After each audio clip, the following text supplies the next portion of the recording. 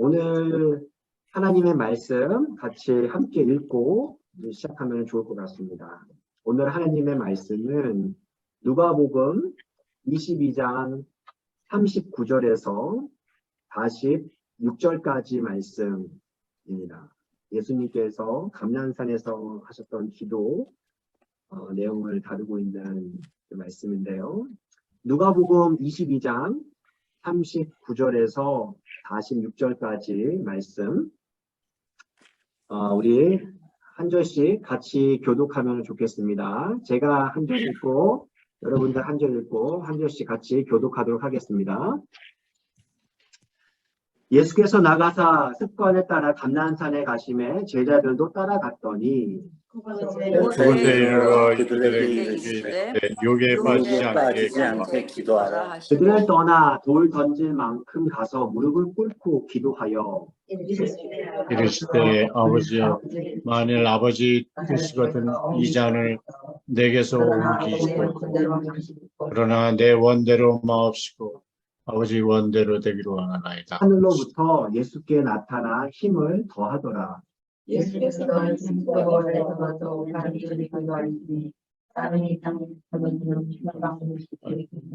기도 후에 일어나 제자들에게 가서 슬픔으로 인하여 잠든 것을 보시고 이르시되 어찌하여 자는가, 시험에 들지 않게 일어나 기도하라 하시니라.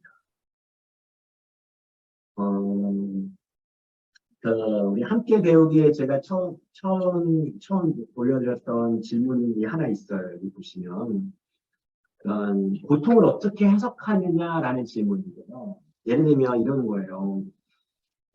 우리는 고통을 받을 때, 고통의 소용돌이 속에 들어갈 때 우리는요 자연스럽게 빨리 그 고통이 지나가길 바라긴 해요. 인지상정인 것 같아요.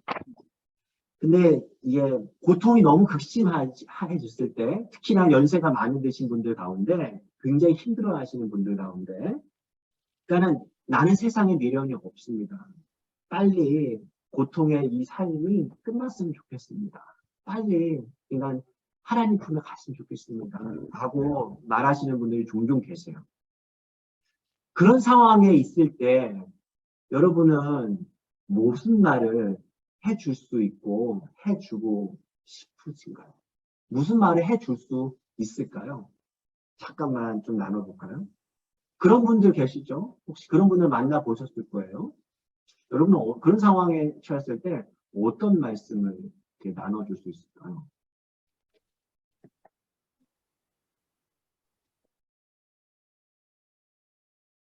어떤 상황인지 아시죠? 말보다는 손을 잡아주세요. 말보다는 손을 잡아주겠습니다. 또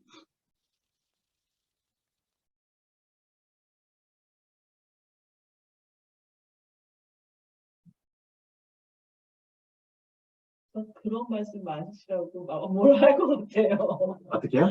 그런 말씀 마시라고 하시면서 그래도 잘 이겨내실 수 있도록 기도하겠다라는 말 밖에는 다른 말씀이 진짜 없을 것 같아요. 그런 말씀 하지 마세요. 네, 이겨낼 수 있을 거예요 하면서 같이 이렇게. 또 한두 분만 더 말씀 들어보죠.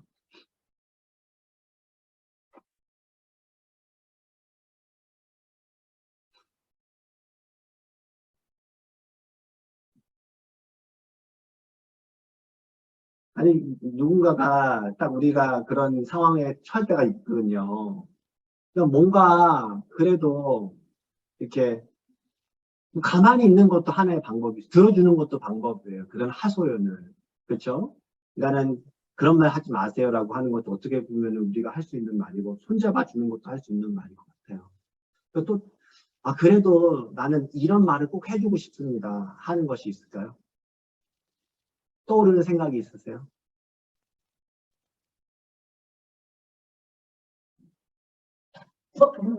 이 또한 지나가니까. 이 순간도 지나갈 거예요 라고 하는 그런 부분들, 이게 좋습니다. 실제 팀 켈러 목사님의 아버님도 그러셨다는 거예요. 되게 갑작스럽게 노년에 큰 고통이 여러 가지 이제 질병이 합병증이 막 이렇게 하면서 되게 큰 고통 가운데 있을 때 주변에 있는 목사님 친구들이 이제 아버님 친구들 이제 목사님들 가운데 몇 분이 찾아오셔서 얘기를 해주는 거예요. 그러니까 목회자니까 또 뭔가를 또 하는 거예요. 그냥 마치 이제 목회자로서도 뭔가 어떤 무슨 말을 해줘야 될 것 같은 그런 나를 이제 느꼈겠죠. 의무감 혹은 사명감, 책임감 이런 것들이 있었을 것 같은데 이런 얘기 여러 가지 얘기를 해줬다는 거예요. 여러분들이 이제 따로 얘기했겠죠. 그러니까 아직 당신이 지금 여기 살아있는 거는 하나님께서 하신 일이 분명히 있기 때문일 거야. 하면서 이렇게 얘기를 했다는 거예요.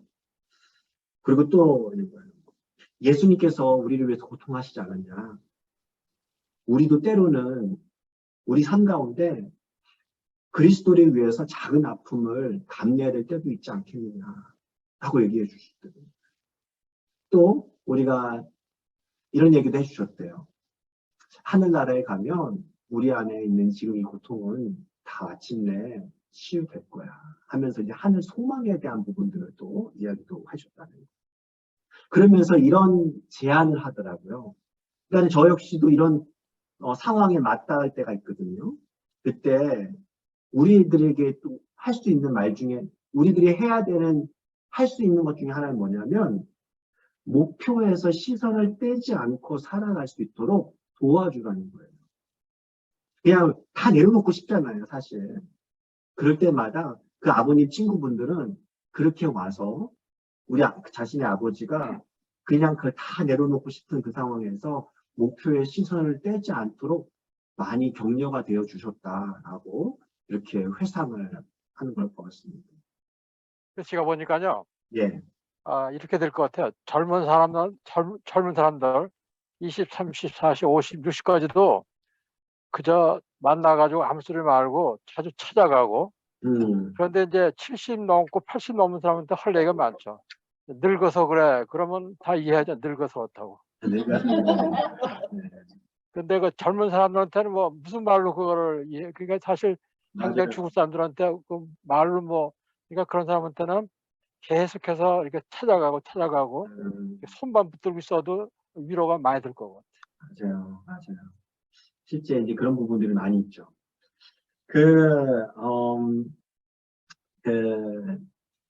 2012년에 2012년 10월에 12월에 있었던 일이라고 하더라고. 뉴욕의 한 뉴타운에 한 초등학교에서 미국의 총격 사건이 많잖아요.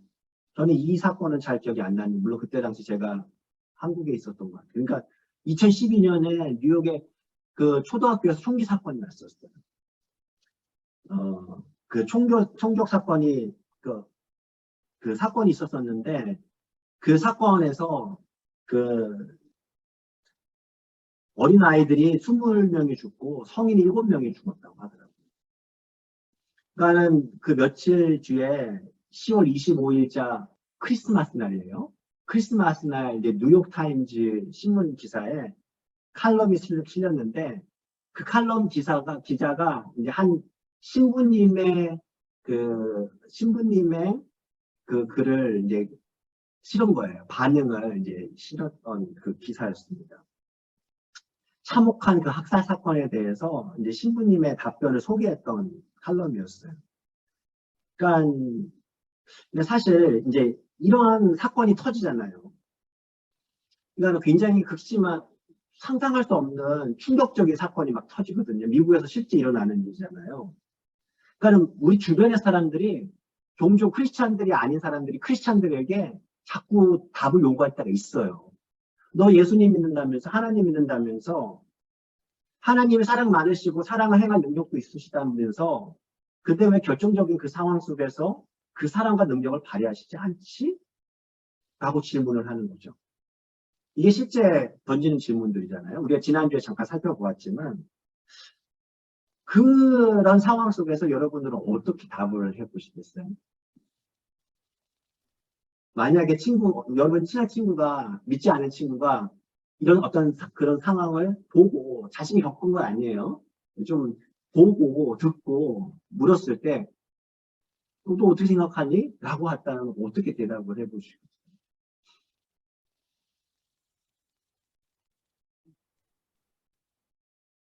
성경에 보면 네. 왜 그거 왜 예루살렘 그 근처 무슨 성에서 이제 왕대가 무너져가지고 몇 명이 죽었는데 그때 사람들이 예수님한테 물었잖아요. 근데 예수님이 뭐라고 말씀하셨나 하면 있잖아요.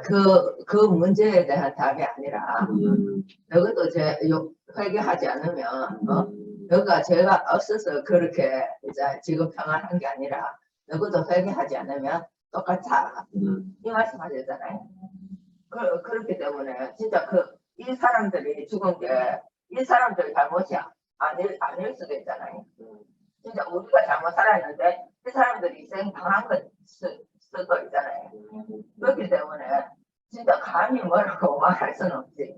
그런데 그 사람들이 그렇게 묻는 그 자체는 막 진짜 우리를 이제 믿는 사람이라는 그 자체를 비방하기 위해서 묻는 거지만 솔직히 그 사람이 그렇게 묻는 그 상황 자체도 틀린 거거든. 그렇잖아요. 공격하기 위해서 물어보는 거. 그러니까 공격하는 걸 수도 있고요. 꼭 공격이 아닐 수도 있죠. 답답함.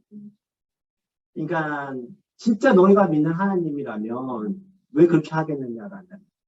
왜 가만히 있으시냐. 사랑이 많다면서 또 능력도 있다면서. 근데 왜 그 불행한 상황 속에서 왜 액션을 취하지 않느냐라는 거 좀 느껴지는 거죠, 사실은. 실제 그렇잖아요. 그런 질문을 할 만하잖아요. 목사님, 네. 근데 제가 보기에는 저한테 그런 질문이 온다고 하면 말이죠. 네. 저는 그런 생각으로 얘기할 것 같아요. 뭐냐면은 저는 오늘 과제 이거를 생각하면서 마찬가지로 생각을 했습니다만은 우리 이 땅에 사는 인간들이 하나님의 뜻을, 하나님의 섭리를 이해한다는 거는 저는 그러니까 도대체 그건 얘기가 안 된다고 생각을 합니다. 그러니까 그 총격 사건이 일어났지만 그분은 인간 생활의 단면적인 측면에서 그렇게 하나님을 일시적으로 원망한다든가 뭐 그렇게 단면적으로 볼 수가 있겠지만 그 뒤에는 인간이 이해하지 못하는 크신 하나님의 섭리가 분명히 있을 거란 말이죠. 네, 저는 그거를 아주 확신하고 있거든요. 네, 지금 전쟁도 마찬가지지만 수많은 사람들이, 젊은이들이, 부녀자들이, 아이들이 죽어가고 있잖아요. 네. 그런데도 우리 단편적으로 보면 도저히 이해가 안 된단 말이죠. 이 어려운 시기에 그 수많은 사람들이 죽어나가는 거를 왜 하나님께서는 가만히 계실까 이렇게 이해할 수가 있어요. 우리 인간적인 측면으로 보면 그렇게 이해가 못하는 거 있겠지만은 우리가 이해를 못하는 더 크신 하나님의 분명히 어떤 그 섭리가 있을 거란 말이죠. 그런데 그거를 이제 우리는 이해를 못하는 거예요. 물론 이제 뭐 100년이고 200년이고 흐른 뒤에는 이런 뜻이 있었구나. 이렇게 이제 이해가 되겠죠. 우리 그 성경에 나오는 그 역사들이 다 보면 그런 거 아닙니까? 당시에는 이해가 못하더라도 다윗의 어떤 3000년 전의 그 고난도 네. 보면은 다 지금 지나와서 이런 하나님의 뜻이 있었구나. 이렇게 이제 저희들이 이해하는 거 아니겠어요? 저는 그렇게 좀 해석하고 있어요. 감사합니다. 좋습니다. 여기에서 아까 그 이야기에서 그 신부님은 이렇게 썼더라고요. 제가 그 책에는 안 나와 있길래 원본을 찾아가서 읽어봤어요. 그 뉴욕타임즈 거기 들어가서 봤더니 이렇게 얘기하더라고요. 자신은 그 답을 모른다. 칼럼 제목은 Why 하나님이었거든요. 왜 하나님 왜 그러셨습니까? 질문이었는데 그 신부님은 그런 얘기를 했어요. 자신은 그 답을 알지 못한다. 자신의 동생도 44살에 죽었는데 일찍 죽게 되는데 그때도 나는 똑같은 질문을 드렸다. 하나님에 대해서 나는 이해 못했다. 알 수는 없다. 지금도 알지 못한다라는 거예요. 다만 이제 그분이 이제 정리하는 것은 결론을 이렇게 내려요. 그가 할 수 있는 것은 고난당한 사람과 함께 해주는 것을 내가 할 수 있다. 자신이 진짜 힘들었어요. 동생이 죽었을 때 그 누군가가 자신의 옆에서 이렇게 함께 해 주었을 때 자신은 하나님의 사랑의 임재를 경험할 수 있었다는 거예요. 그러니까 하나님의 사랑의 임재를 경험하게 하는 것, 크리스찬들이 해야 할 것 중에 하나다라는 거예요. 그러니까 자비라고 할 때, 사랑이라고 할 때 그것을 어떻게 해석하냐면요, 굉장히 성경적으로 해석을 하는데 예를 들면 이거예요. 고통 가득한 누군가의 삶 속에 들어가는 것, 그게 자비라는 거예요. 그러니까 우리들은요, 사실 그러한 고통의 삶 속으로 들어가기 싫어해요. 웬만하면 좀 멀리서 바라보고 싶고, 내가 고통을 간접적으로도 느끼고 싶지 않거든요. 거리를 두고 싶어요. 그런데 고통 가운데 가는 것이 자비라는 거예요. 그게 실제 하나님이 하신 일이잖아요. 고통 가득한 이 세상 가운데 들어오신 것, 그것이 하나님께서 보여주신 사랑의 모습이다. 그러니까 왜라는 질문에 대한 답은 항상 부족하다라는 거예요. 아무리 답을 제공하려고 하더라도 우리가 이해하기는 어렵더라. 그리고 그 답들도 언제나 항상 뭔가 부족하더라는 거예요. 하지만 우리를 통한 그 사랑의 임재는 상한 마음을 위로해 줄 수 있고, 상처를 싸매줄 수 있고, 그 새로운 삶을 살아갈 수 있도록 해준다. 그것이 이제 크리스마스에 써져 있잖아요. 그것이 크리스마스 선물의 의미다라는 거 썼을 때, 저는 되게 그 원문을 이렇게 보면 되게 많이 와닿았어요. 그러면서 이제 오늘 이 책에 이제 실려 있는 고난에 대해서 잠깐 생각을 배워보는데요. 고난에 대해서는요, 두 가지 큰 견해가 있어요. 뭐냐면은요, 첫 번째, 여기는 제가 적진 않았는데, 왜 참고로 그냥 보시면 되는데, 첫 번째 견해는 뭐냐면, 고난이라고 하는 것은 삶의 목적을 이루는 중요한 수단으로 보는 견해가 있어요. 네, 삶의 목적을 이루는 중요한 수단이라는 거예요. 그러니까 비록 고통스럽긴 하지만, 고난은 어떤 중요한 목표를 향해 나아가는데 아주 중요한 우리 인간의 중심을 이루는 것이 바로 고난이다. 실제 많은 어떤 일을 이루었던 사람들, 우리 인생도 마찬가지고 다 고난을 통해서 이렇게 자라왔잖아요. 일리가 있는 견해이죠. 고난 없이 뭔가를 이룬 사람은 아무도 없어요, 사실. 그러니까 삶의 목적을 이룬 중요 수단을 보고요. 또 하나는 이런 견해가 있어요. 불필요한 장애물이라고 보는 견해도 있어요. 이게 서구 문화에서 바라보는 관점이 좀 그래요.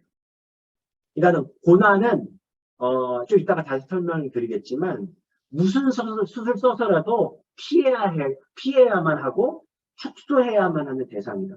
왜냐하면 이 고난은 우리의 행복을 저해시키는 요소이기 때문에 이 고난은 쓸모도 없고 불필요한 장애물이고, 장애물은 제거해야 됩니다. 이게 하나의 고난을 바라보는 견해. 이 두 개가 좀 다르죠.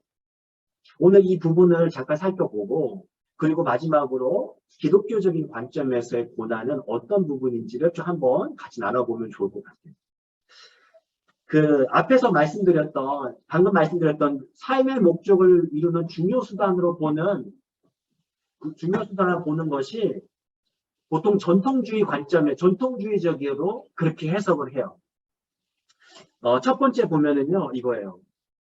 고난의 그 원인이 왜 생기는가, 고난은 윤리적인 관점으로 보는 거예요. 첫 번째는요, 윤리적인 관점으로 봐요. 여러분, 윤회사상 있죠? 들어보셨죠? 윤회사상. 이 윤회사상은 고난을 어떻게 해석을 할까요? 왜 고난을 당하죠? 윤회사상을 가지고 있는, 그렇죠. 이게 고난 당하는 이유는 전생에 잘못 진 거예요. 죄를 진 게 많은 거예요. 그래서 어떤 대박이 난 사람은 전생에 나를 구했다. 이렇게 해석을 하는 거예요. 뭔가 불행을 겪은 사람은 전생에 네가 무슨 뭔가 큰 범죄를 저지른, 이렇게 보는 거예요. 인과응보, 권선징악, 이거는요, 이게 윤리적인 관점으로 고난을 볼 때. 근데 이게 사실 은근슬쩍 우리들도 이렇게 볼 때가 되게 많아요. 그러니까 이런 경우에는요, 윤리적인 질서에 따라야 된다고 하거든요. 그래서 신에게 복종하면 삶은 순탄하게 마련이라고 생각을 하는 거죠. 이 윤회 사상에 있는 어떤 도덕적인 삶을 윤리적으로 삶만 살면 이런 것은 일어나지 않을 거라고 믿는 거예요. 그래서 어떻게 보면은 이 고난과 역정을 어떻게 해석하냐? 회개하라, 돌이키라 라고 하는 일종의 경고등으로 바라보는 것이 이 윤리적인 관점에서 고난을 이해하는 것입니다.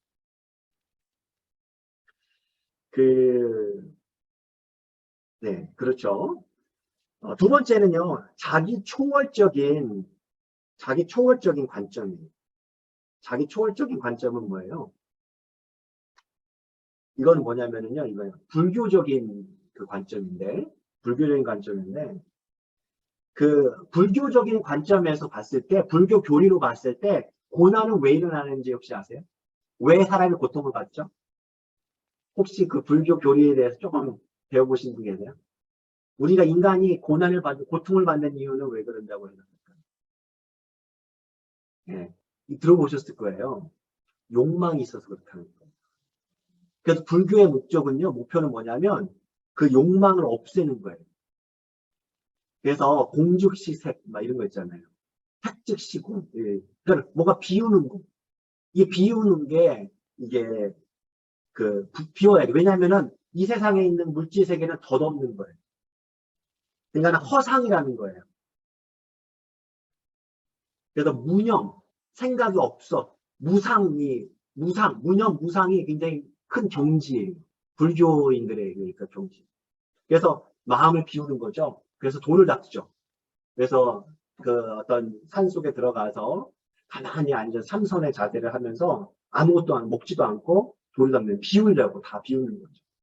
그러면 욕심이 벗어나면 괴로움도 벗어날 것이라고 믿는 거예요. 그게 이 자기 초월적인 관점에서의 그 고난을 대하는 이해입니다. 세 번째는요, 뭐냐면 이 숙명론적 관점이에요. 숙명론은 뭐냐면 숙명이 뭐예요? 숙명.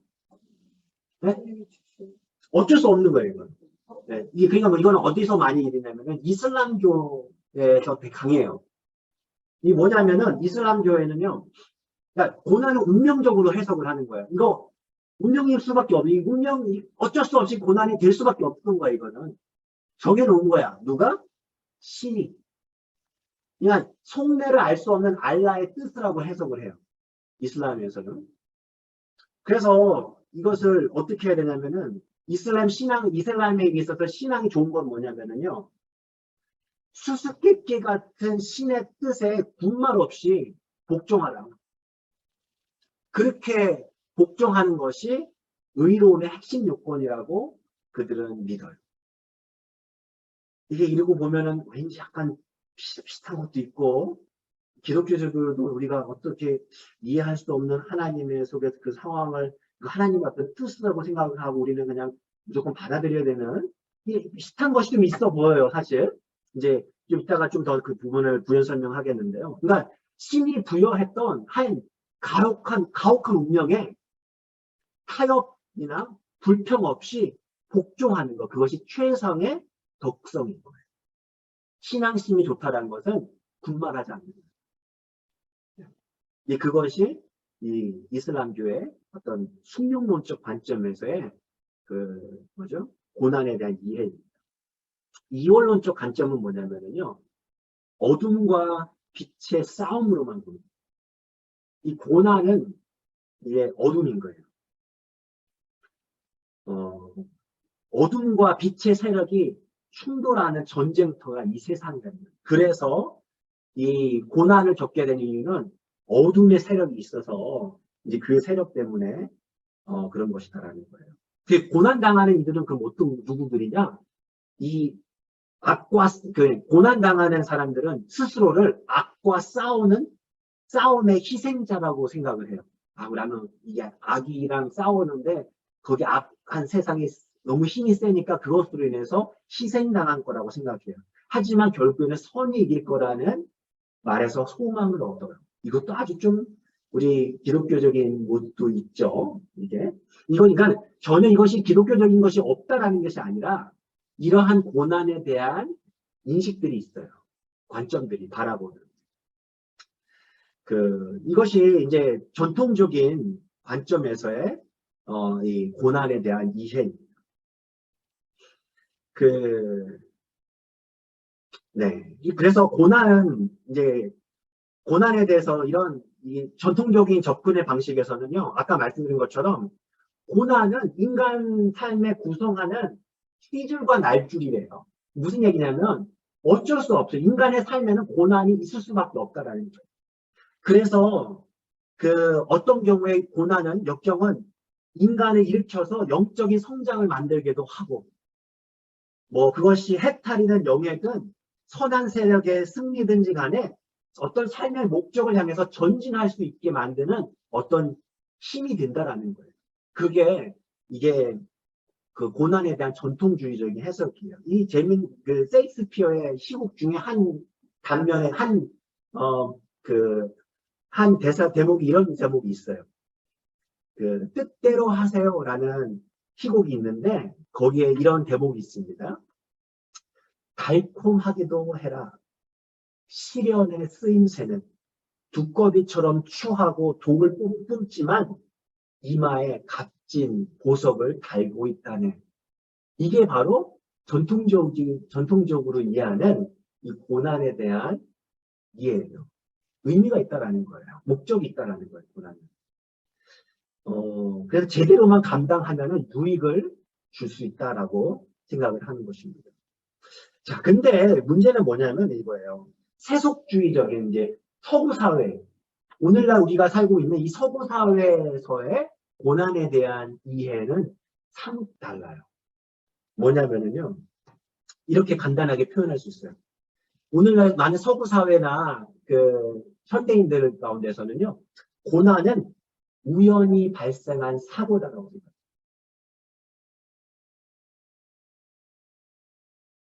그러니까 슈에더라고 하는 사람은 우연히 맞닥뜨린 구름이다라고 얘기를 표현해요. 많은 사람들이 그렇게 생각을 하는 거예요. 아니, 고난은 무슨 의미가 있어, 이 안에. 무슨 영적인 의미가 있어. 아무 의미 없어. 그냥 일어난 것 뿐이야. 아무런 의미가 없는 거야. 왜냐면은요, 과학적으로 보잖아요. 이 세상을, 서구 사회에서는. 그러니까 우주를 어떻게 보냐면, 그냥 자연주의적으로 바라보는 거예요.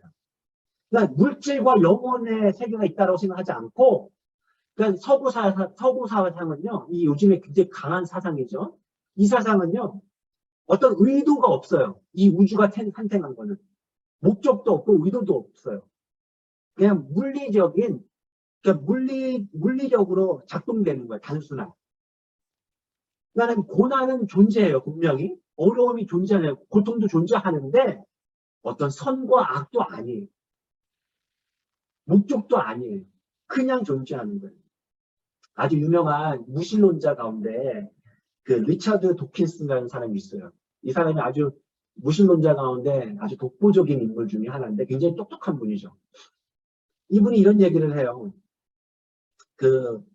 우주에서는 인과관계, 더 나아가 어떠한 정의도 없다. 인간이 아는 우주는 무슨 설계라든지 누가 만들어냈다든지 목적이라든지 선과 악과 같은 것은 찾아볼 수 없고 그저 냉혹하리만큼 무심할 따름이다.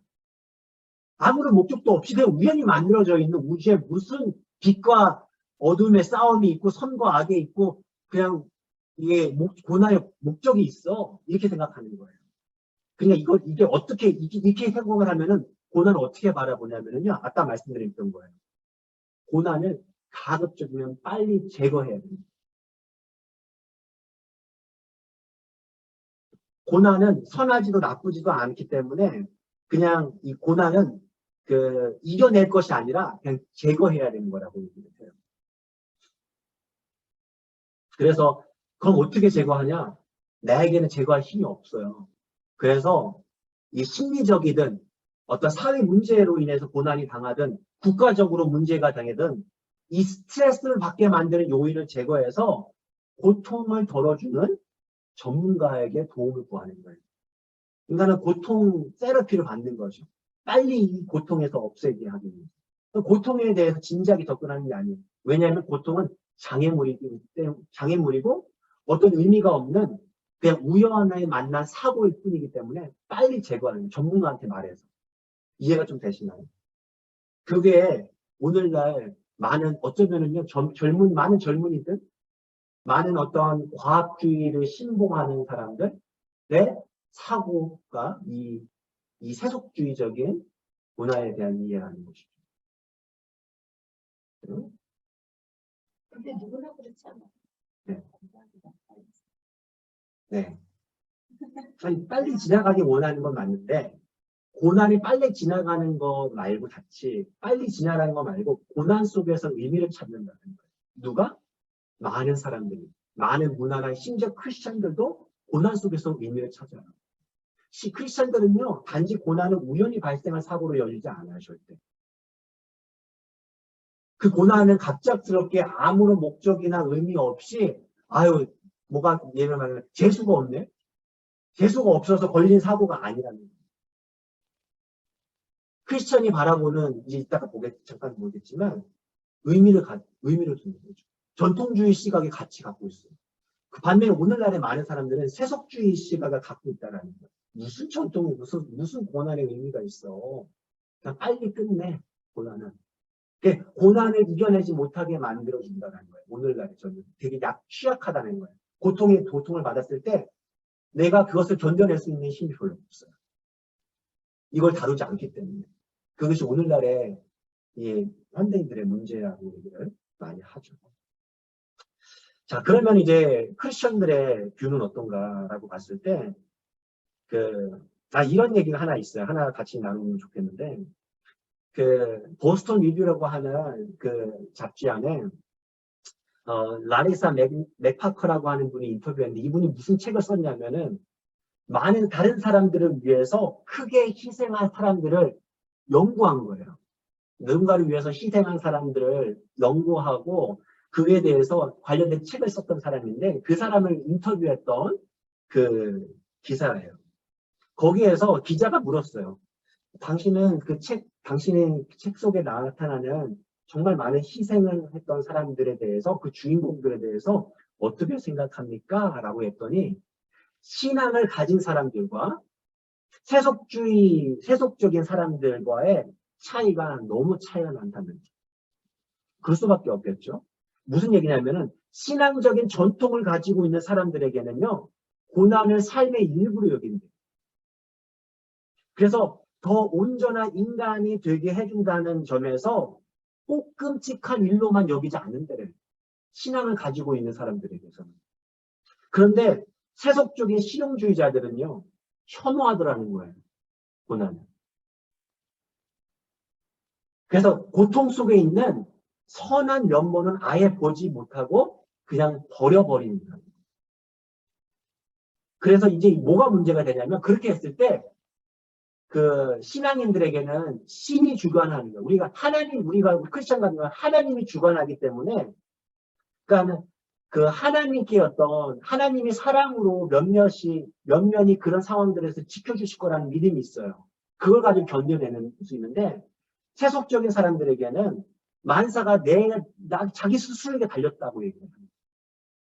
그러니까 홀로 존재하는 거예요. 우연히 존재하는데 갑작스럽게 고난이라는 것을 우연히 만났기 때문에 이 절망이나 위기가 너무 더 힘들다라는 거예요. 그런 사람들이 그 고난을 겪었을 때 그런 얘기를 한다는 거죠. 그런 부분들도 같이 이게 큰 차이가 있더라. 믿음을 가지고 있는 것과 믿음을 갖지 않는 것과 그러면은 이제 기독교적인 관점이 뭐냐 정리를 해보면 이렇습니다. 기독교는요, 제가 이렇게 정리를 해봤어요. 기독교는요 무조건 욕망을 참아내라, 인내하라, 금욕적인 인내가 아니라 고통스러워하는 울부짖음을 장려해요. 장려라고 하는 말이 좀 어폐가 있어요. 그래라, 해라가 아니라 꼭 장려해라는 말을 좀 잘 이해할 필요가 있는데 무슨 얘기냐면 그렇게 해도 좋다라는 거예요. 기독교인은요, 어떤 고난이 있을 때 참아내? 뭐 이거 갖고 그래? 이게 아니에요. 울부짖어도 돼. 마음껏 참아내려고 하는 것이 아니라 울부짖는 거예요, 하나님 앞에. 이게 사실 예수님이 그렇게 본을 보여주셨어요. 오늘 읽었던 우리 겟세마네 기도가 딱 그런 부분이에요. 얼마나 힘드셨으면 땀방울이 핏방울처럼 떨어지는 것 같이 기도하시더라고요. 얼마나 힘드셨으면 십자가에서의 고통이 정말 울부짖는 기도가 됩니다.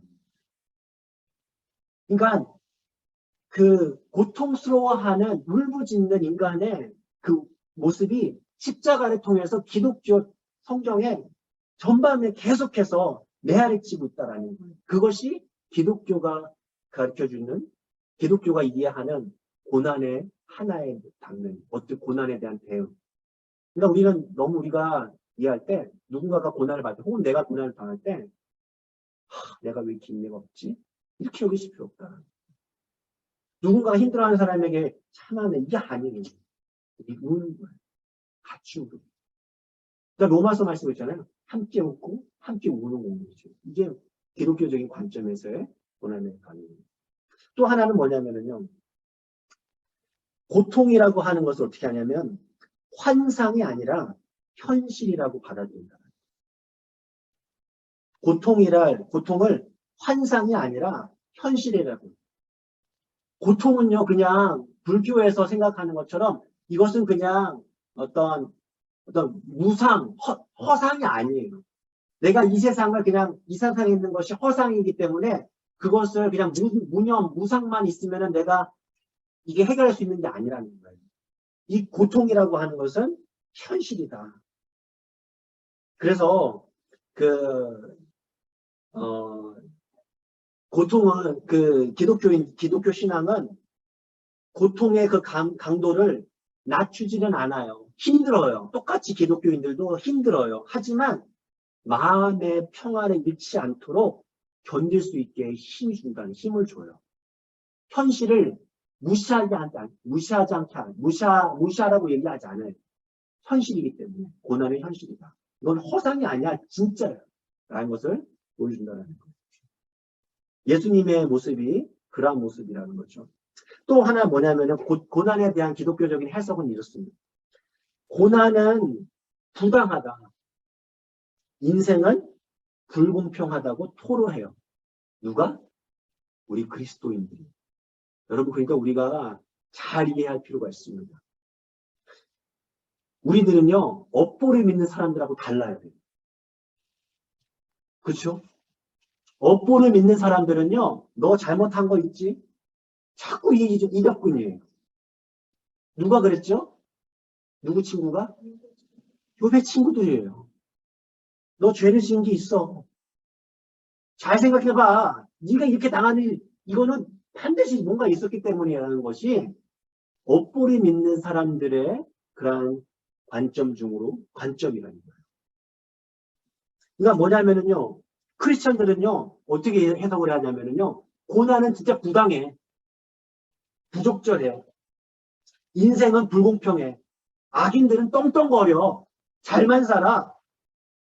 실제 수많은 시편 기자들 읽어보시면은 시편에 있는 사람들, 신약 성경에 나오는 사람들 보면은 그렇잖아요. 되게 불공평해 보여요. 그렇잖아요. 그러니까는 우리가 이런 생각을 가지면은 우리는 신앙과 약간 거리가 있는 사람들이에요. 아, 그럴 만한 이유가 있어서 고난 당하는 거야. 이거는요, 딱 정확하게 업보를 믿는 사람들의 신앙이에요. 하나님은요, 욥의 고통과 고난이 윤리적으로 부정한 삶을 사는 데 비롯되었다라고 우기고 있는 그 친구들을 아주 꾸짖죠. 예수님은 또 뭐라고 합니까? 제자들이 길을 가다가 나면서부터 맹인된 사람들을 보고 뭐라고 했어요? 이거 누구의 죄냐? 그렇죠? 이 유대 사상 가운데는 그런 것이 굉장히 강하게 나와있죠. 그러니까 생각해 보세요. 만약에 그게 맞다면 예수님의 모습, 그렇죠? 제자들의 모습은요, 달라야 돼요. 예를 들면 이거죠. 성품과 행실을 토대로 행복한 삶에 가장 적합한 인물을 고르시오 라고 하면 성경에 누굴 꽂아야 돼요? 예수님. 맞잖아요. 그런데요, 예수님은요, 유복하셨습니까? 아니에요. 정말 힘들게 사셨어요. 그리고 예수님의 제자들 어떻습니까? 아주 유복하게 장수를 누리면서 세상에서 우리가 생각하는 막 그런 걸 안 그래요. 만약 카르마라고 하는 그 업이 맞다면 뭔가 죄로 인해서 이 사람을 비참하게 불행을 경험하게 되고 뭔가 성품과 행실을 토대로 행복한 삶이 정해진다면 예수님은 이렇게 사시면 안 돼요. 십자가가 예수님의 그 목적지가 돼서는 안 된다는 거예요. 제자들의 삶이 12명이 그렇게 살면 안 되죠.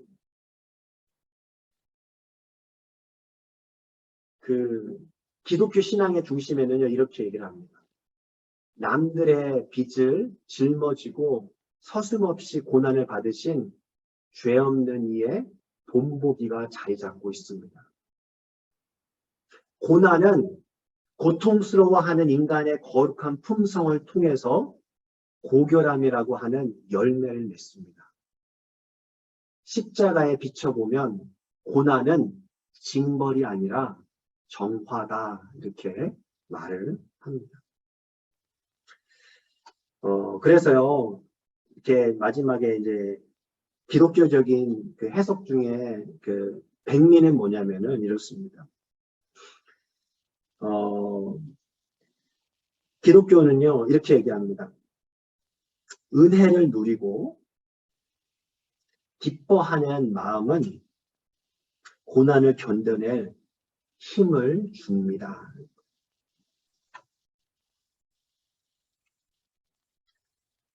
우리 그리스도인들이 그 고난을 이해할 때 반드시 기억해야 되는 그 개념 중에 하나가 은혜라는 개념이라는 거예요. 은혜가 뭐죠? 그렇죠.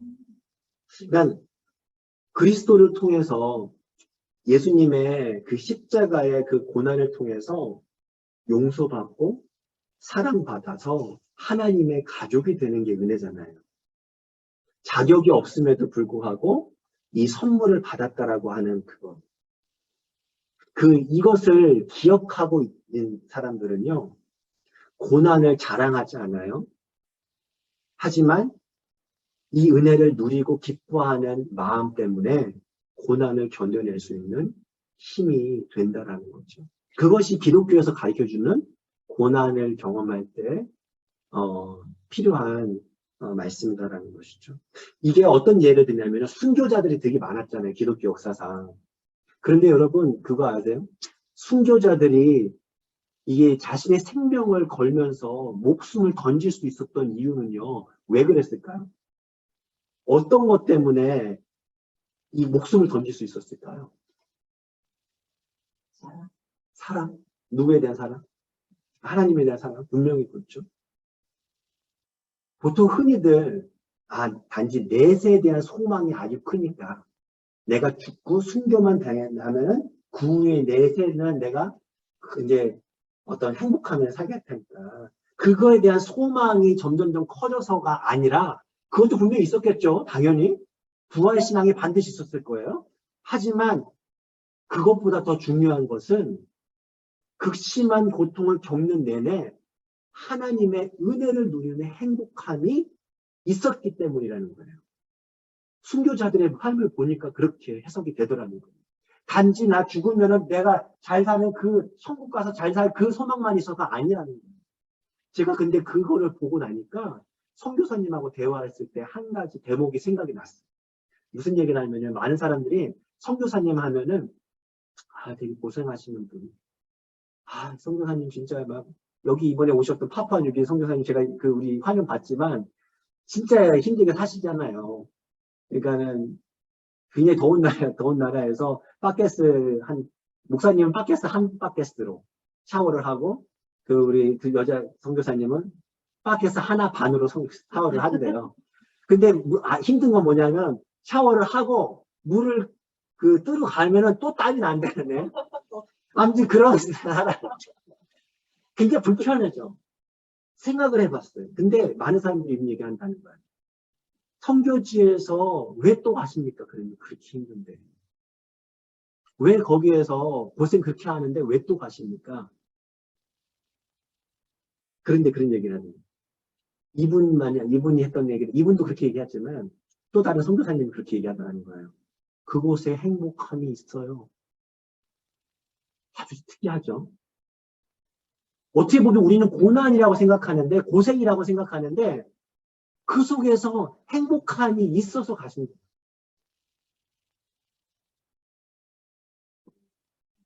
그래서 이 기독교의 고난에 대한 교리는요, 그냥 고통을 참고 견디는 수준에서 멈추는 것이 아니라는 거예요. 살아가면서 부닥치는 고통과 고난은 그리스도의 그 십자가 대속을 받은 그 신령한 선물들, 그 하나님께서 주시는 그 은혜의 선물들에게 우리의 시선을 고정하게 해준다라는 거예요. 그러니까 우리가 신앙생활 잘한다. 그거는요, 단지 그냥 아무런 형통하게 잘 사는 게 아니에요.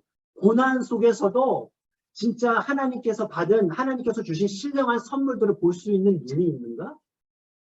그것이 어쩌면 신앙생활 참 잘하고 있는 성숙한 신앙의 모습은 아닌가라는 생각이 들어요. 우리가 이해하는 신앙 교훈과 좀 다르죠. 우리는 마치 신앙 잘하는 것이 내가 세상에서 고생했는데 형통하게 내가 잘 산 것만 근데 그렇지 않잖아요. 예전에 다리를 저는 한 성도님을 만난 적이 있는데 그분 따님이 제가 사역했던 그 교회 청년부였기 때문에 그분이 멀리서 위스콘신 사시다가 이사를 왔어요. 근데 이분이 독특한 부분이 다리를 저시면서 되게 힘드셨는데 예배를 드릴 때는 막 두 손 들고 찬양을 하는데 어린아이처럼 찬양을 하시는 거예요.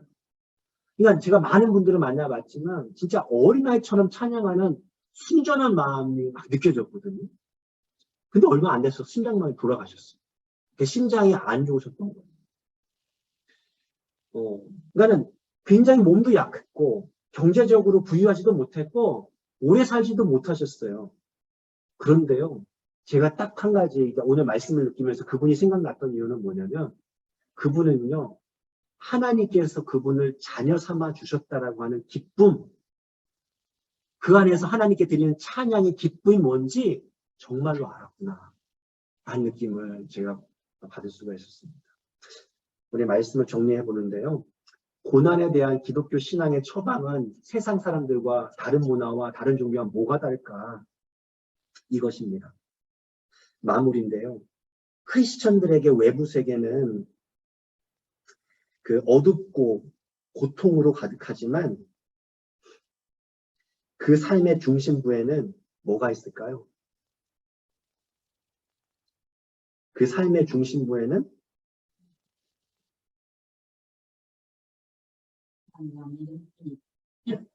잠시만요. 제가 이건 계속 스킵을 하면서 하고 있어요. 예, 그 삶의 중심부에는 예, 그것도 다 좋네요. 이렇게 정리해봤어요. 순전한 행복과 기쁨뿐이다. 크리스천의 삶 외부 세계는 분명 고통이고 어둠이 가득하지만 그 중심부 속에서는 뭐가 있다고요? 순전한 행복과 기쁨뿐이다. 우리 같이 한번 기도했으면 좋겠습니다. 하나님 아버지,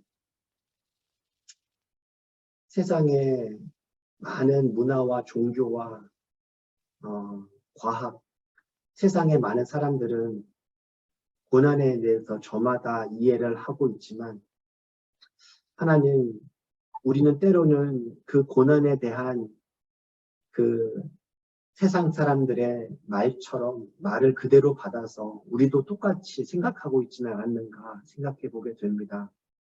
하나님, 예수 그리스도의 그 십자가 고난의 대속을 통하여서 우리를 구원하여 주시고 자녀 삼아 주시고 그래서 정말 겉으로 보여지는 고통과 어둠 속에서도 주님 그 속에서 예수 그리스도로 말미암은 순전한 행복과 기쁨이 있다라고 하는 그 사실을 우리가 볼 수 있도록 주님 우리에게 믿음을 더하여 주시옵소서. 하나님, 고통의 소용돌이 속에서 때로는 몸부림치며 울고 주님 앞에 울부짖으며 하나님 우리와 그 순간 함께 하시는 주님을 바라볼 수 있도록 주님 우리를 불쌍히 여기시는 성령이 말할 수 없는 탄식함으로 우리 위해 간구하시는 그러한 하나님의 모습을 우리들이 고난 가운데 경험할 수 있도록 하나님 지혜를 주시고 우리가 고난의 그 소용돌이를 잘 지나갈 수 있도록 그 속에서 주님의 그 뜻을 볼 수 있도록 주님 함께하여 주시옵소서. 예수 그리스도 이름으로 기도드립니다. 아멘. 하늘에 계신 우리 아버지여 이름이 거룩히 여김을 받으시오며 나라의 마옵시며 뜻이 하늘에서 이루어진 것 같이 땅에서도 이루어지이다. 오늘날 우리에게 일용할 양식을 주옵시고 우리가 우리에게 죄 지은 자를 사하여 준 것 같이 우리의 죄를 사하여 주옵시고 우리를 시험에 들게 하지 마옵시며 다만 악에서 구하옵소서. 대개 나라와 권세와 영광이 아버지께 영원히 있사옵나이다. 아멘. 네, 수고하셨습니다.